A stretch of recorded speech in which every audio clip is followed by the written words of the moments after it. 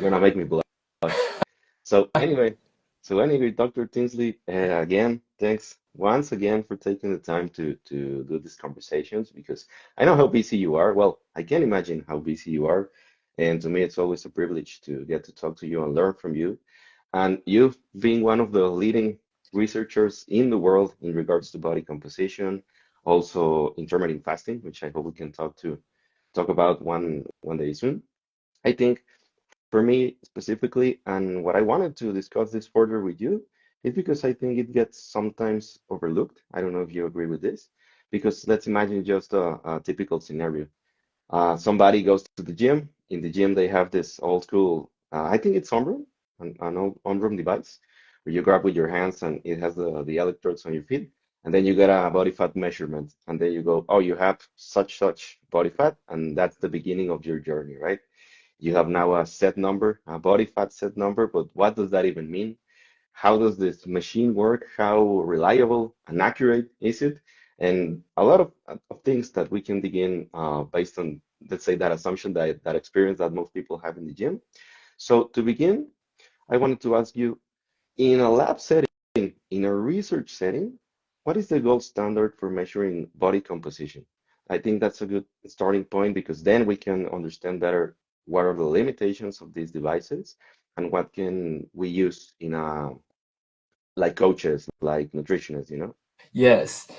So there, even in the laboratory setting, there's more than one gold standard method, and I won't go into too much detail unless you want it, but I'll just briefly explain. So essentially, to start with, but if you're identifying what the best method is, or in this case, the most accurate method in the lab setting, you have to understand how you're trying to describe body mass, because that's really what body composition assessment is. We're trying to understand something about what your body mass is actually composed of. But there are different ways we can think about this. So what lots of people think of are kind of the tissues that we can see, we can feel, things like skeletal muscle, things like adipose tissue. And that's one way to look at the body. That's splitting up the body based on organs and tissues. The problem is the techniques that actually assess those variables, even in a research setting, are not particularly available. So these would be techniques like magnetic resonance imaging, or MRI, computed tomography, CT. You can use ultrasound, but you can't use ultrasound for the whole body. So in some research settings, we might do something like a whole body MRI when we can truly look at the quantity of skeletal muscle and adipose tissue. And again, that's something we can connect with because we can understand that anatomically. But almost all methods that we have access to, including most of the methods in our research laboratory, are not looking at the body that way. Instead, they're trying to split up all the molecules in the body. So when we talk about something like fat mass or body fat percentage, it's really just talking about all the molecules of fat in your body. It's not adipose tissue specifically. It's all these molecules of fat, whether they're in adipose tissue, whether they're in the skeletal muscle, whether they're around the organs, wherever they are. So at that level of assessment, that's kind of probably what we'll talk more about, because if someone does use that Omron handheld device or step on a bioimpedance scale, if they use a 3D scanner, if they get a DEXA, any of those techniques are using what we call the molecular level, which is what I'm talking about when we're just splitting up all the molecules in the body. So to get around to answering your question, at the molecular level, our laboratory method that would be viewed as most accurate is called a multi-compartment model, typically a 4-compartment model. And this is a model of the body we build by doing multiple different assessments and kind of pulling one piece of information from each assessment. So for example, in our laboratory, we do need a good body mass assessment. So we do have a calibrated scale that we'll use. We need to know the volume, the 3-dimensional volume of the body, which we typically use the BOD-POD, which is air displacement plethysmography. You could also use underwater weighing as well. So you get the volume of the body.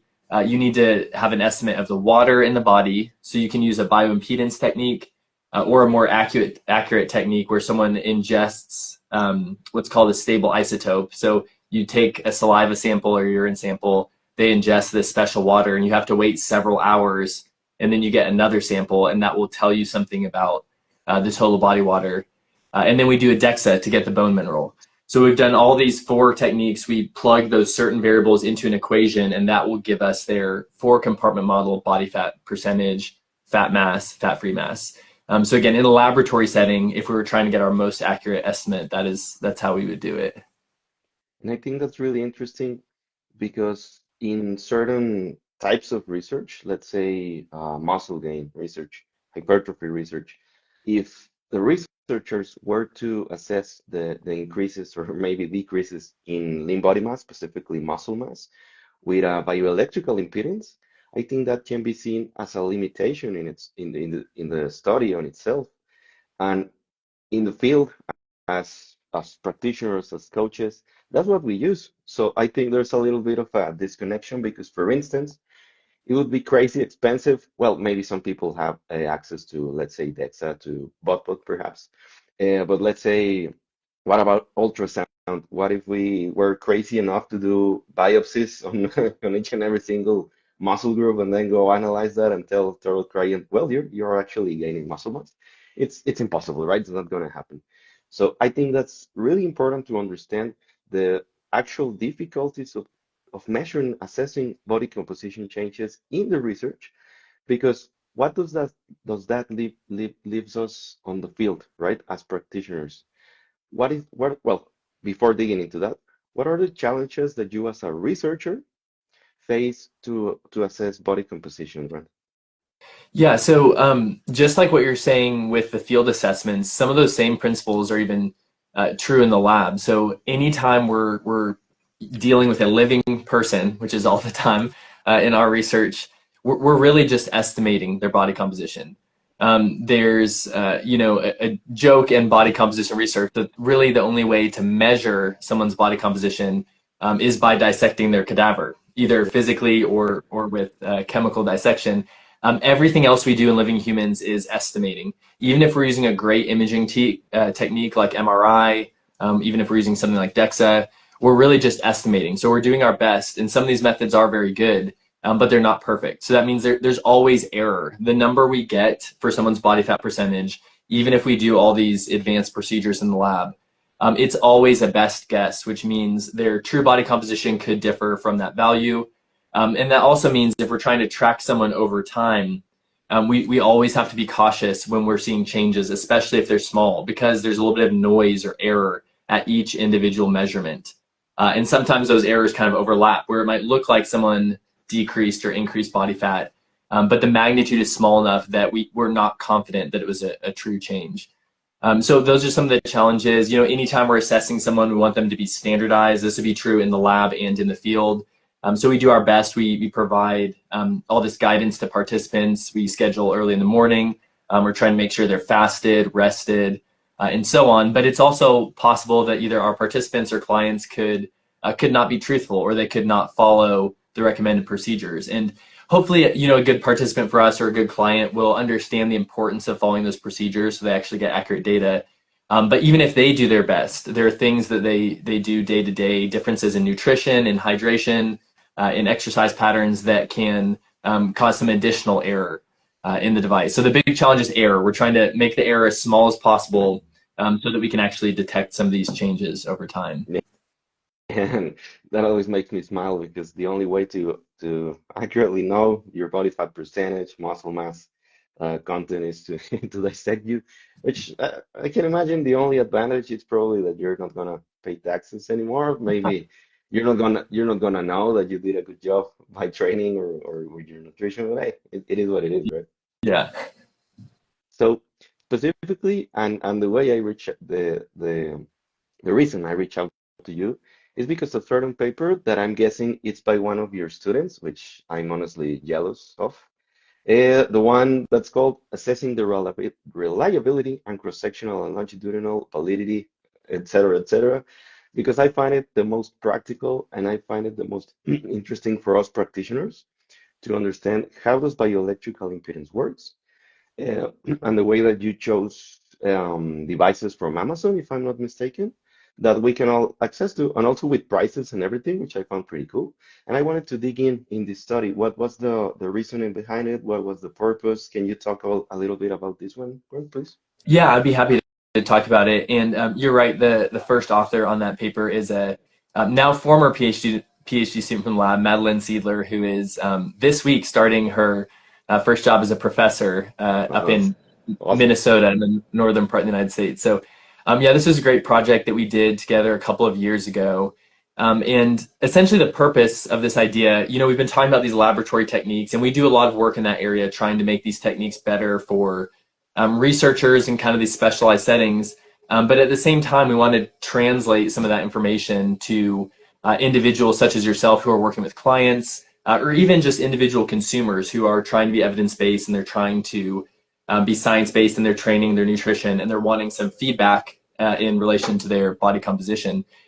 So as you know, and as many people know, there are many at-home body fat scales available. Here in the United States, you can get them at most major stores. There are many available on Amazon. Some are quite cheap, so $20. Some are up to a couple $100, but still much cheaper and more accessible than any of our laboratory equipment. It's a frequent frustration of users of these scales.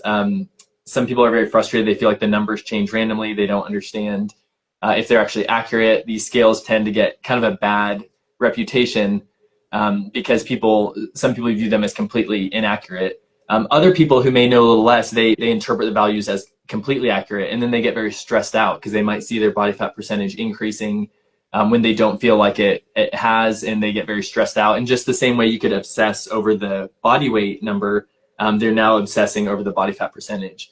Yeah. So there were just a lot of questions here, but surprisingly, there was not much prior research on these, consumer-facing, easily accessible devices.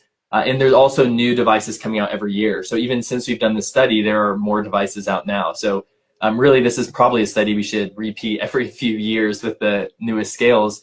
But essentially, we just purchased many of the most popular consumer scales that people are already buying and using, and we tested them as compared to our most accurate methods in the lab. So we brought in a big group of participants, and we would test them with all of our laboratory techniques, so DEXA, BOD-POD, kind of professional grade bioimpedance. And we used those techniques to build that 4-compartment model I was talking about earlier. And we compared the accuracy of these individual at-home scales to our best laboratory method. And we did that in several ways. We looked, one, at the reliability of these devices. So just how similar the number is. If you stepped on the scale and you stepped off and you stepped back on, you should get a very similar number. But for some of the scales, it was not an identical number. So that's just a small part of the study. It was just the reliability. We looked at the validity, which is just how accurate they were compared to our best method. And then we actually went one step further. And after the participants were assessed, they left and went about their lives for several months. Then they came back to the lab and we repeated this.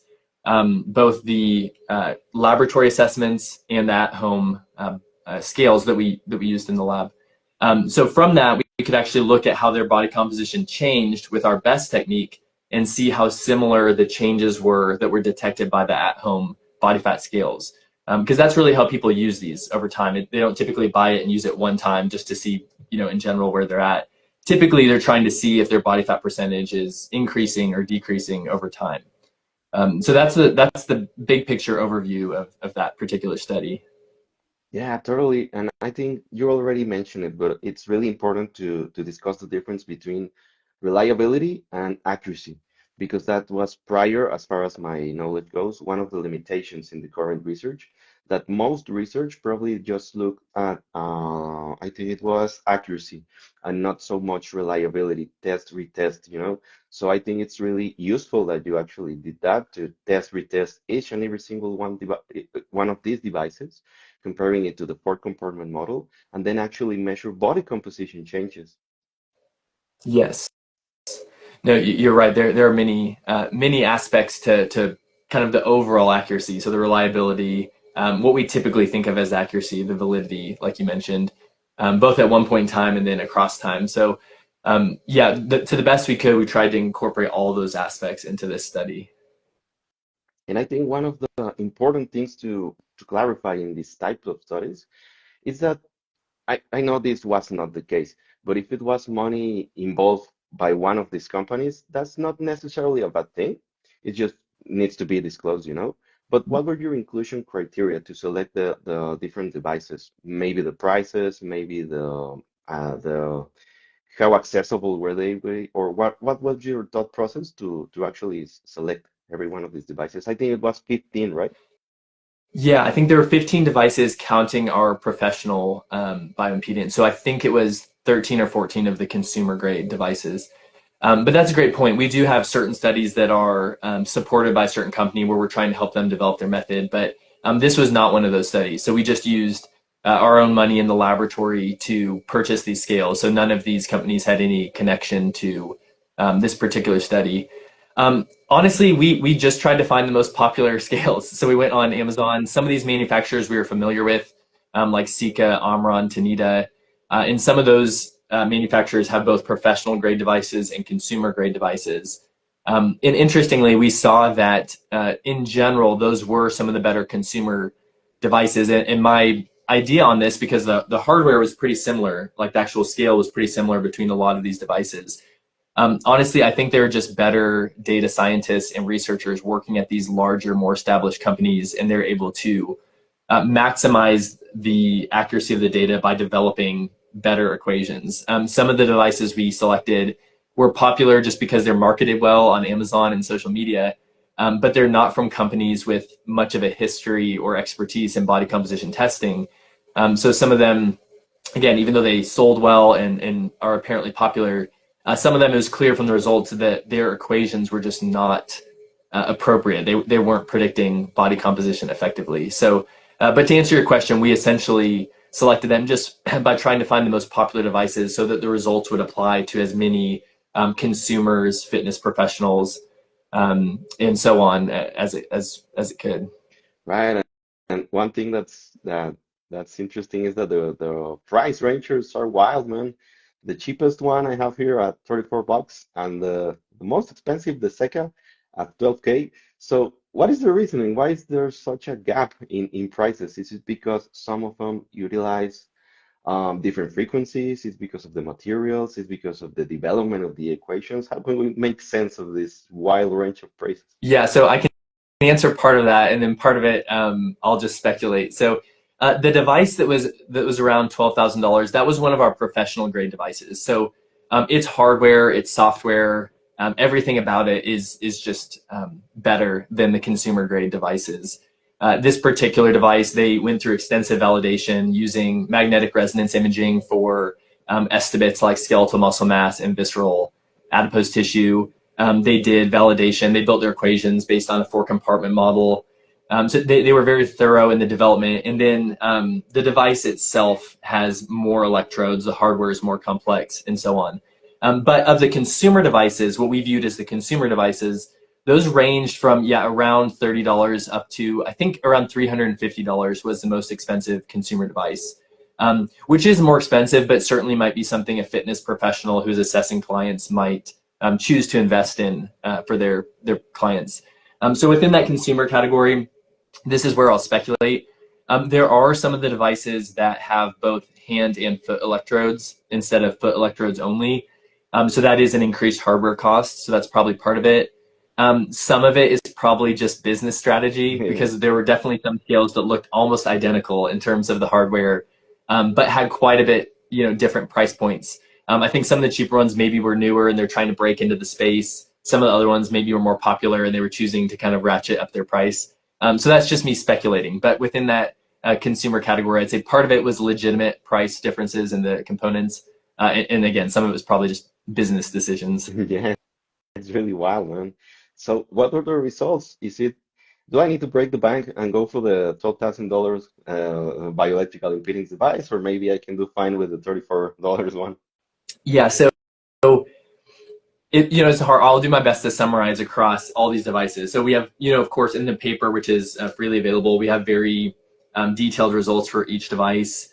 If someone's looking for a more reader-friendly summary, I did write an article about this on my website that is easier to understand than the scientific paper.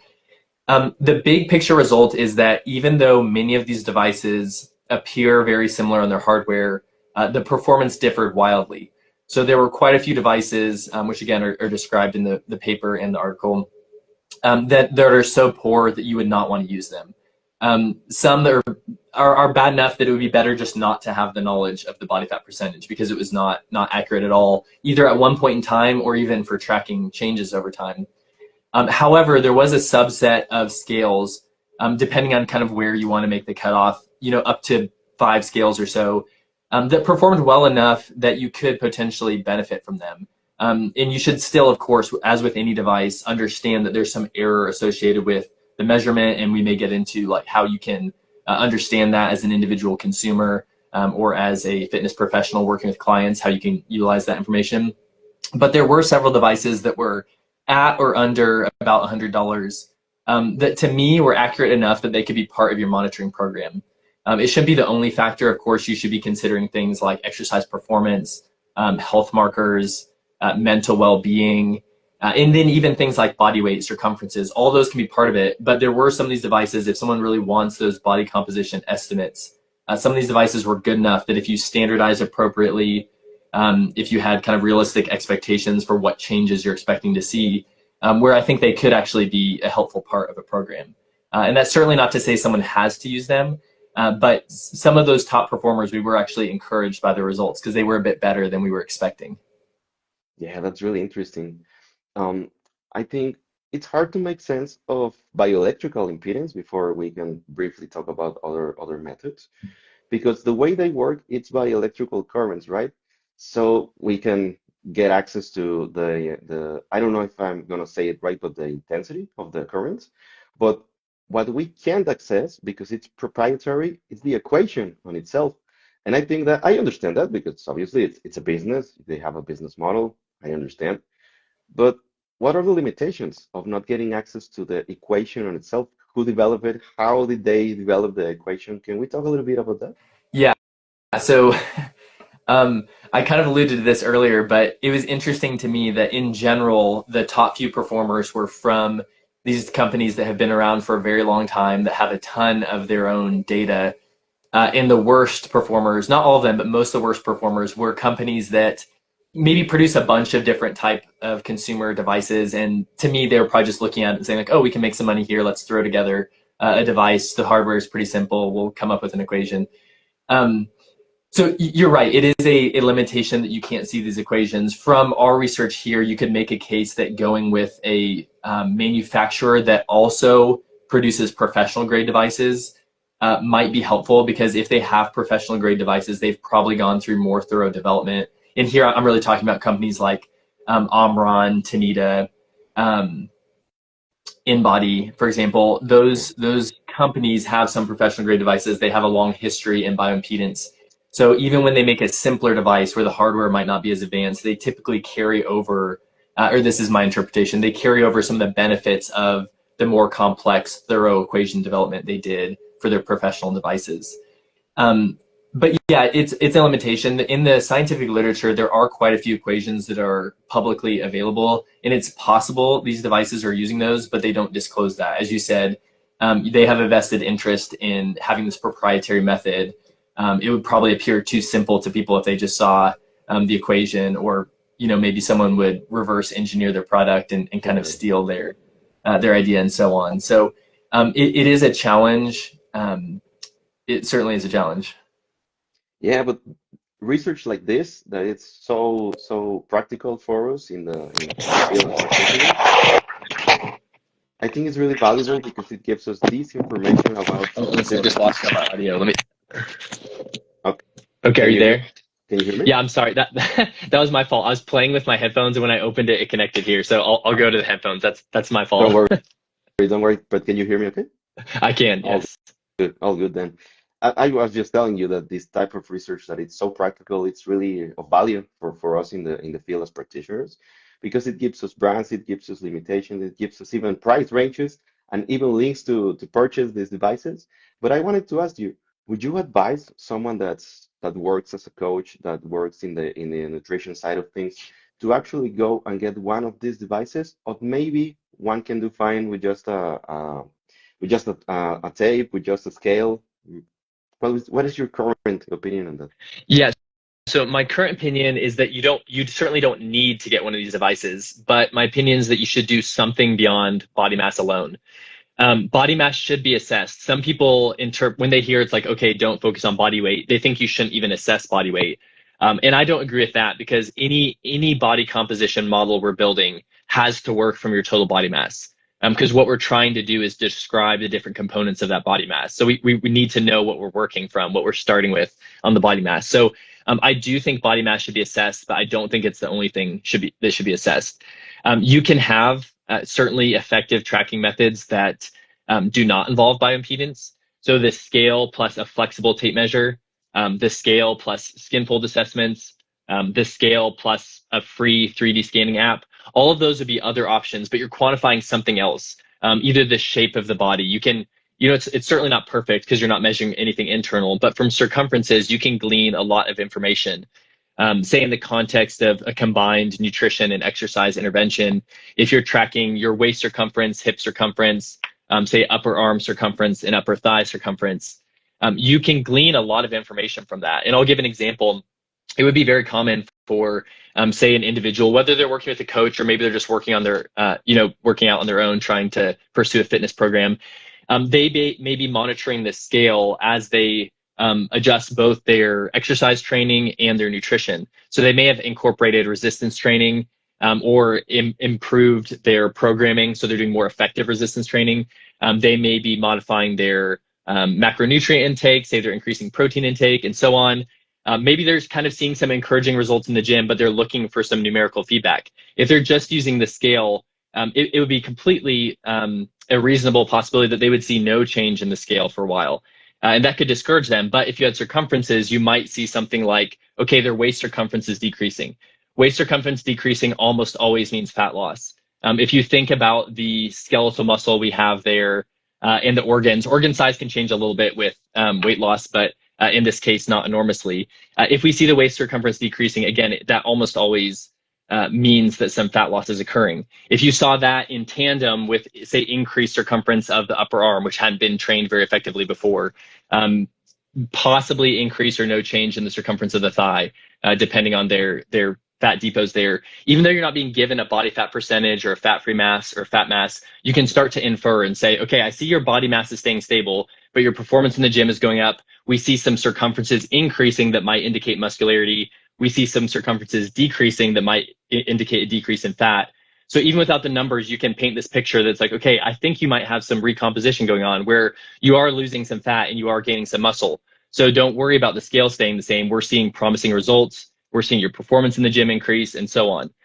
So that'd be a simple example where just having that flexible tape measure instead of the scale alone can provide some context, both to help you as the fitness professional, but also for your client to encourage them that, oh, okay, I understand. I don't have to always be losing weight. I could have some beneficial changes occurring in my body that are not going to be told by a body mass scale. Right. And you already alluded to it, but let's say either by the bioelectrical impedance device or maybe by skin folds and then another equation or maybe set of equations, we actually do get a body fat percentage. And to reference your recently published article for all people to read, it's not scientific research on itself, the one that you published, I think it was on Monday. I don't know. It's really new. The one on the body fat percentage, right? What does Yes, that? yes. Yeah, which I already read, and it's pretty cool, of course. What does that body fat percentage even mean? Because let's say you're a male and you have a 15%, 16%. What does that even mean? Is it good? Is it bad? How am I comparing the, let's say, 15, 16% to which population, Because that can get a little tricky, can get a little complex. Can we talk a little bit about body fat as an isolated variable? Yes. So, most listeners know this, but just to make sure we're on the same page, we're talking about body fat percentage. Again, we're just talking about the percent of your body mass that is estimated to be due to fat molecules. So yeah, 15% body fat. Is that good? Is that bad? Generally that would be a good body fat percentage. But ultimately, the answer is it depends on what you're comparing to. So, the article you're referring to is we've done thousands and thousands of body composition tests on participants over the last decade. And when we give them their results, very commonly, we're explaining what the variables mean. The question we get is this good? Is this bad? Is this Yeah. healthy? So to answer that, there are a few ways to answer that, but ultimately you need to compare to some reference population. There are scientific articles that have presented just tables and tables of data showing that, okay, if you're a female of this race, of this age, then you kind of scan across this row and try to find like what percentile you would be in for body composition. But that's not very user friendly. So what I did in this article, I created an interactive application where you can select one of 5 kind of reference groups you'll be compared to. You enter a little bit of information about yourself, including your body fat percentage, and it will give you an interpretation. So it's essentially just taking the information that's out there, making it easier for people to use. But it really depends. So like if you said you're 15% body fat and asked if that was good, I would need to answer that. I'd have to get information about whether you're male or female, what your age is, what your race is, what method you used to assess body composition. All those things would help me. We're still going to have to compare somewhere. So if you told me that you got that body fat percentage by BodPod, and I'm looking, maybe I don't have a reference database that's comparing you to BodPod. I could use a different set, say it was using DEXA or skin folds. I could use that to get a general idea, but I already have to know, okay, a different method was used, so this might not be the perfect interpretation. With that said, if you're talking about general clients who don't have a great awareness of body composition and they come in and they're like, okay, 25% body fat, I have no idea what that means. These calculators, even if they're not perfect, can give them a general sense of like, okay, you're about average for the population, or you actually have lower body fat than most of the individuals of your same sex or age. So it really depends on what you're comparing to, but there are ways you can enter that. And I think I think it's helpful for the education piece, probably, especially with newer clients. Once you have an advanced client, maybe they're close to as lean as they can get in a sustainable manner. They won't necessarily be seeing their kind of relative percentile of body composition changing dramatically. But I think it can be particularly effective as kind of an educational tool. Yeah, for sure. But how would you go about somebody that got their body fat percentage measured and suddenly they become a number? I'm 12%, I'm 20%, and it's really hard to talk them out of this sort of mentality that it's just a measurement that it's really complicated on by itself. How would you go about with people like this, with your great work experience measuring thousands of people like you alluded? Honestly, I think my perspective as, not as a practitioner, but my perspective of being in this field would be this is where kind of the art of coaching would come in. I think there are probably some individuals who take a lot of pride and accomplishment in achieving a particular body fat percentage. And maybe for them, that's an effective motivational strategy that's generally a positive thing. However, I'm sure that in the situation you're describing, there are some people who obsess over the body fat percentage, or they see it increasing, or they see they cannot get down to that number they really want. And it may come to a point where it'd be better for them just not to assess body fat percentage. Maybe for a period of time, not really assessing any of these body metrics. If their nutrition is effective, if they're on an effective nutrition program, if they're on a good exercise program, if they're seeing the other results they want, it's problematic if just the knowledge of the body composition testing results they get is causing them mental distress or making a negative impact on them. So I think you could make a case for not assessing body composition in some of those cases. But that's a tough conversation to have, I have to tell you, because people, at least in my short experience compared to yours, they really want a number, they want to know their body fat percentage. What is it good? Do I need to go up? Well, nobody wants to go up, but most people assume that they need to go down. And it's fairly simple to assume that, okay, you get to circle back to the initial part of the conversation. They hop into the bioelectrical impedance device. They have a number, and a month from then, they hop again into the bioelectrical impedance device. They've been following their nutrition, their training plan, and suddenly the body fat goes up and the muscle mass goes down. Man, I think the psychological impact in some cases in that sort of results can be a little discouraging and can be a really hard thing to talk out of. How would you go about those particular scenarios, Grant? Yeah, so I don't know if there's a one size fits all answer. To me, this is probably where that relationship between the client and the practitioner is really important, and the level of conversation they can have about this. In some cases, again, people might it might be a net positive experience where it's a good challenge and they're trying to achieve this body composition. Maybe you as the practitioner feel that they do actually have a realistic goal. In those cases, if they're getting a little, too obsessed with this number, it might be something as simple as decreasing the frequency of testing and saying, look, at the stage you're at, we have a very like long-term goal. You're very, an advanced trainer. We're not expecting dramatic changes month to month. It might be that we're going to adjust and only take an assessment every 3 months or every 6 months. And possibly just that longer duration. One could give more chance for changes to occur, but also could move away from that mindset of like, okay, next week I'm doing a test, and next week I'm doing a test, where the testing is so frequent that they're really um, hoping to see changes that aren't realistic, or maybe confused by the results because there will be some noise in these measurements. So it could be as simple as decreasing the testing frequency. But again, that conversation between a professional and their client hopefully will reveal that, to see if overall this is a positive experience where they're moving towards a goal and they want to achieve this, or if it's a more negative experience where they're fixating on this number and ultimately having a less effective experience with their program because of the focus on that number. Man, I do hope many people get to hear those words because it can be relaxing. It can be soothing because it's not just a number. It's not like you're gonna measure 15 this month or maybe in 2 months, 14 and then 13. It doesn't really work like that, and it doesn't need to, and it's not a bad thing. It's just part of the difficulties and the challenges on themselves that it's actually measuring body fat and well, body composition, not just body fat. And I think it's for us as practitioners really important to understand to ultimately give a better practice to our clients, right? Yeah, absolutely. So the last thing I wanted to ask you is about your work. What is your current line of research? What are you, besides body composition, research interested in? What can we expect in the upcoming months? Because I know you guys are really active over there at the Texas Tech. Yes. I will answer that question. I'm just getting a warning from my phone that I set a daily timer for Instagram where it kicks me off. It's about to kick me off. Let me reset Oh, that really? timer. If I drop off, I'll join right back, Yeah, but it's sure. trying to kick me off. Sure, Okay, later one then. second.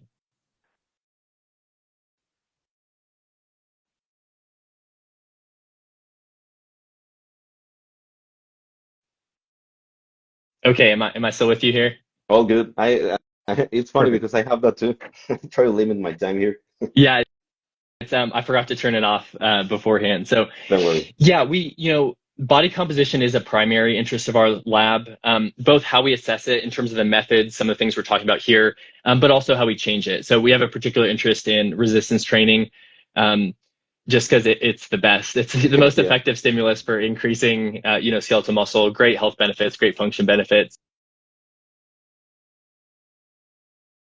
Nutrition strategies. So we've done quite a few dietary supplementation studies, either looking at how supplements in the short term influence things like metabolism and exercise performance, or over the longer term influence body composition, whether that's more from the perspective of muscularity, or from the perspective of kind of leanness and fat loss. So we will be doing a study this upcoming year that's the dissertation project for one of my PhD students, where we'll be looking specifically at muscular resistance trained athletes with a long resistance training history. So we have a very comprehensive questionnaire. They also have to meet objective criteria. So we'll perform a DEXA, and they have to have essentially a low enough body fat percentage and a high enough fat free mass, because we're really trying to isolate long-term resistance trainers with a particular body composition. And then we're going to use many of these methods, both our laboratory methods, both for body composition and metabolism, and then more accessible methods. And we're really going to try to hone in on this population and see which methods could be effective for assessing body composition and metabolism. We'll also look at some interesting like questionnaire aspects related to things like disordered eating, which is, of course, relevant in this population as well. So that's a project we're about to start. But again, the major areas would be sports nutrition, body composition, and then energy balance. And we've done the full range from depriving people like intermittent fasting programs, up to the opposite end of the spectrum where we're intentionally overfeeding people and trying to cause them to gain weight. So those are the broad interests. As different students come through the lab, as we get support for different projects, we kind of just explore different areas within those broad themes. But everything we continue to do hopefully will be relevant to those in the health and fitness space. Oh, trust me, it is. And man, I gotta tell you again, those students of yours, they're lucky people because it's really cool to imagine to work on these things, to research these type of things. Because for me, resistance training, nutrition, it's the gold standard, man. I love it. I Yeah. enjoy discussing about these things. So I'll be on the lookout for that. And just to finish off, besides Instagram, Grant, where can people find you? Yeah, so I have a website that's just my name, granttinsley.com, where I have links to our research, social media. I have some tools like the body fat percentage interpretation app you mentioned. So that's probably Instagram and my website are the best places to stay caught up. And if you're a geek, research geek, people can also find you there. But Yeah, that's correct, true. correct me, correct me if I'm wrong, but you're currently 100 and something peer-reviewed papers by now? I think so. I think it's in the 130s somewhere. When I started out, I was keeping track. I'm like, I'm at 6, I'm at 7, I'm at 8.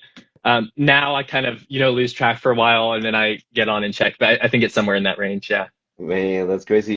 And you're also jacked. How do you how do you get the time? How do you get the time, man? Please tell me your secrets. Well, Well, I have a home gym, which helps. When my wife was pregnant with my first son, that's when I realized I'm like, okay, I need to build a home gym because I couldn't justify doing the work up here and then like going off to the gym. So honestly, most of my workouts, my kids are like climbing all over the equipment. They're hanging out with me, so it's kind of multitasking where I'm hanging out with them. They can lift. My 7-year-old does deadlifts with a 100-pound kettlebell. He's a beast.